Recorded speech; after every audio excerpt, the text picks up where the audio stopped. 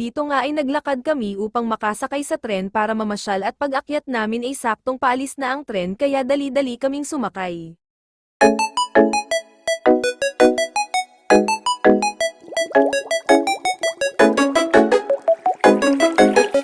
Dito ay nakababa na kami at pagkatapos kumuha ng larawan ay tila parang umiikot yung camera hahaha.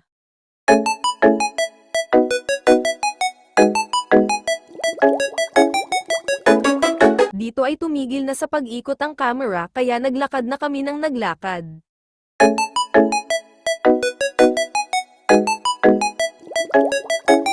Dito ay nakakita kami ng magaling kumanta.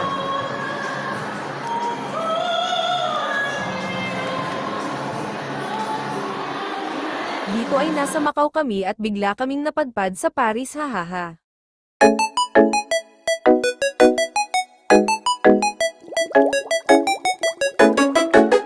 At dito ay umikot na naman ang camera kaya itinigil ko na at nahihilo na ako. Salamat sa panonood, bye-bye.